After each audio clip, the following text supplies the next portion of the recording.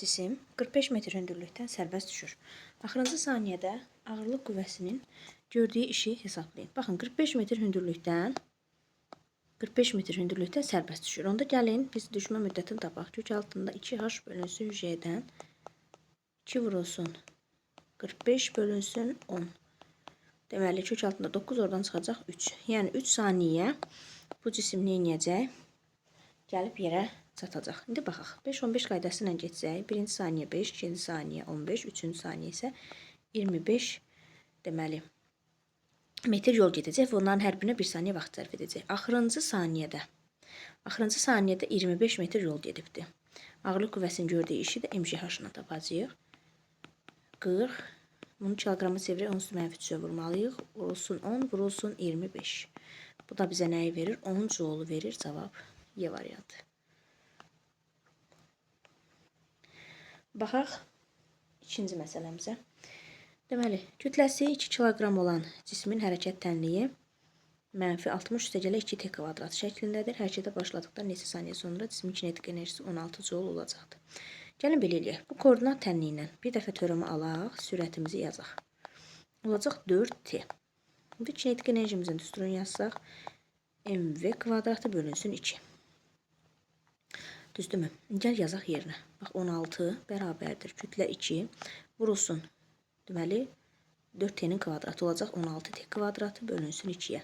2'lər ixtisar gedir. 16t kvadratına bərabərdir. Buradan da alırıq. T nədir? 1 saniyədir. Cavab olur B variantı. Yalnız sürtünmə qüvvəsi təsir edən M kütləli cismin müəyyən məsafədə sürəti 2 dəfə azalmışdır sürtünmə qüvvəsinin işi.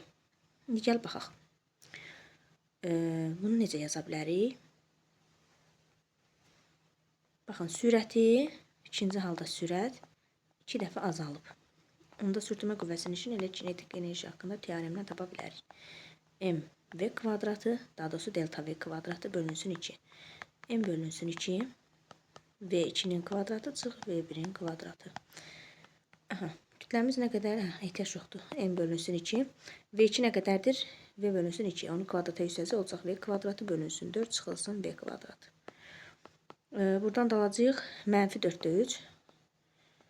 -4/3. M bölünsün 2V kvadratı.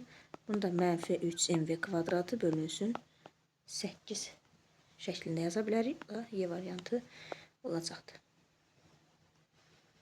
Kütləsi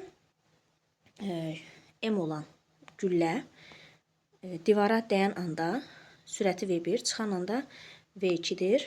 Divarın orta müqavimət qüvvəsi deməli F olarsa divarın qalınlığı. Baxın, elə belə bir divardır.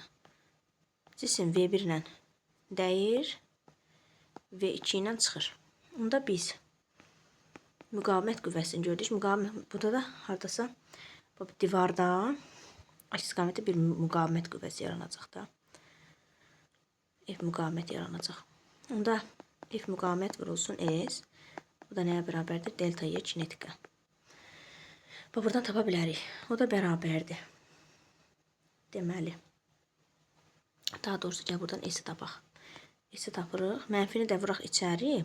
Ala belə olacaq da mənim ifadəm. Y1 çıxılsın Y2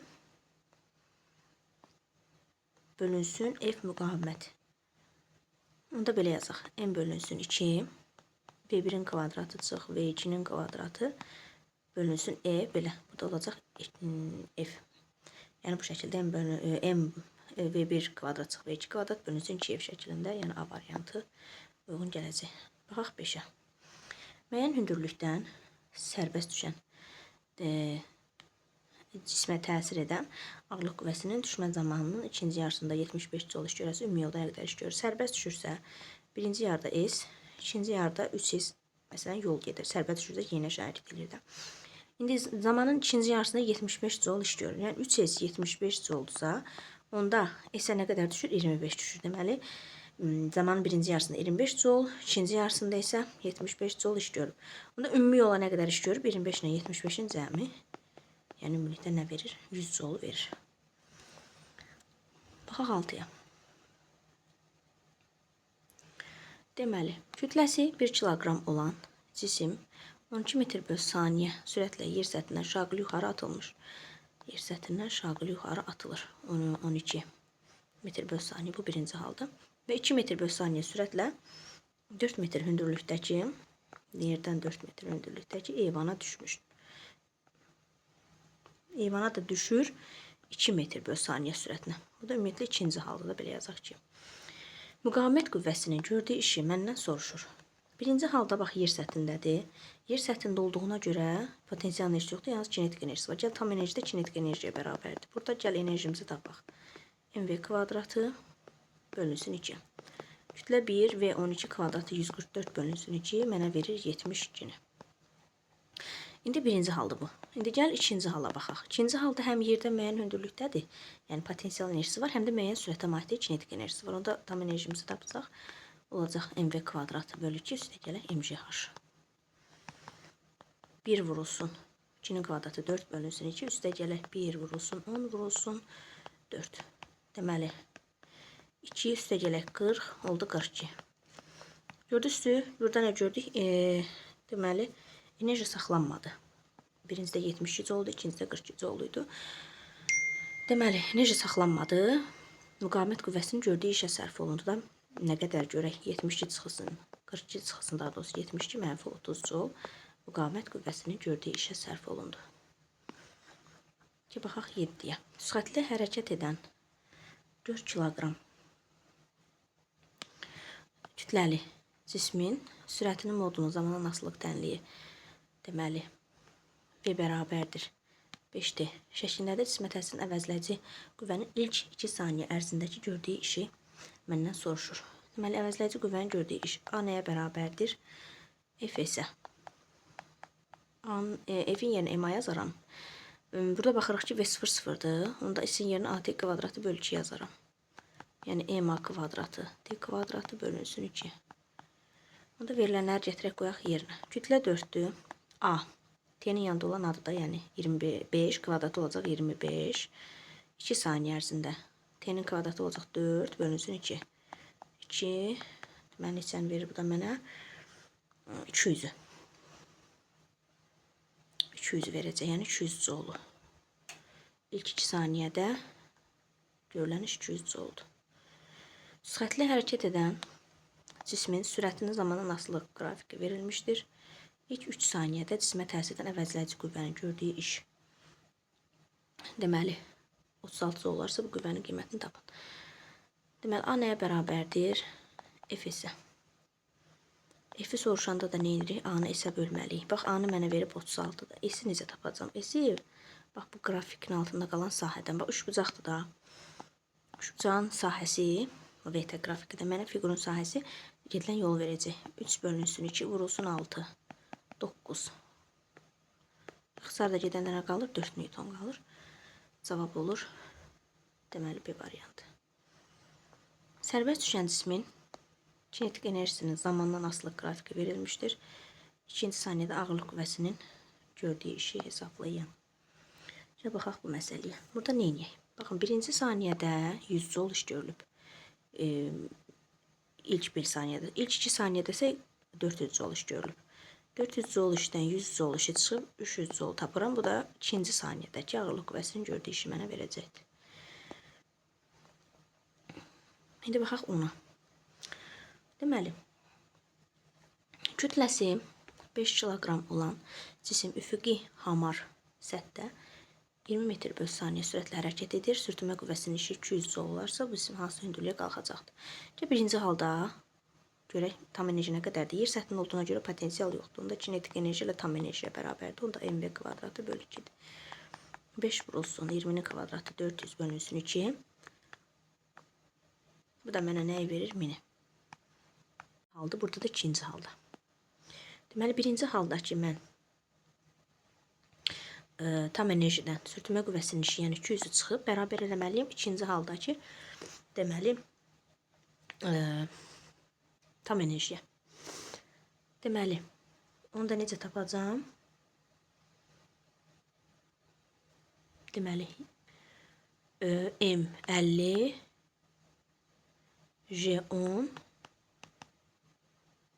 Baxaq şündürüyü məndən soruşur. Burada da 800 bərabərdir 50 haşa. Buradan da haşı tapıram 16 metr edir. Baxaq 11-ə. Üfüqi müstəvidir. Üfüqi müstəvidə düz xətlə hərəkət edən cismin impulsunun proyeksiyasının zaman asılılığı verilibdir. Deyir AB hissədə. Bax AB hissədə bu üfüqi səthdir. Bu cisim üfüqi səthdə hərəkət edir. Ona görə onun impuls atdığına görə burada əvəzləyici qüvvənin gördüyü iş də müsbət olacaq. Düzdürmü?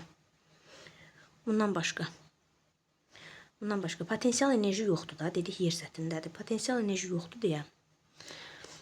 Bax, tam enerji nəyə bərabərdir? Potensialla kinetikin cəmi. Potensial yoxdur yer səthindədir. Kinetik artıb. Sürət artdığına görə, impuls artdığına görə artıb. Ona görə tam enerjim də artacaqdır. Ona görə D də gedir bura. Baxaq BS hissəsinə. BS hissəsində əvəzləyici qüvvə iş görməyəcək. Çünki ağırlıq qüvvəsi səthə perpendikulyar olur. Ona görə də iş görmür. Sonra CD hissəsində isə əvəzləyici qüvvənin gördüyü iş mənfidir. Və tam mexaniki enerji də azalır. Yenə yer səthində olduğuna görə potensial yoxdur. Kinetik azaldığına görə tam enerji də azalacaqdır. Şaqili istiqamətdə yuxarı atılmış cismin koordinatının zamandan asılığı qrafikin əsasən uyğunluğu müəyyənləşdirin. Müəyyənləşdirək. Deməli, birinci halda cisim necə hərəkət edir? Cisim yuxarıya doğru atılır, gəlir T1 anında sürəti olur 0. Bir anlıq dayanır, birinci yavaşlayan hərəkət edir. Sonra isə bir anlıq dayanır, sonra isə aşağıya doğru yeniləşən hərəkət edir. Bax, T1 anında, T1 zaman anında kinetik enerjimiz olacaq 0. Düzdürmü? Sonra 0 T1 anında əvəzləyici qüvvənin gördüyü iş mənfidir, çünki yavaşlayan hərəkət edir. T1 T2 anında isə əvəzləyici qüvvənin gördüyü iş müsbətdir. Cavab olacaq B, A, C. Bir də T2 anında dedik cisim yeniləşən hərəkət eləyəcəkdir. Onda kinetik enerji də artacaq. Y də gedəcək bura. Yəni B, A, Y və C.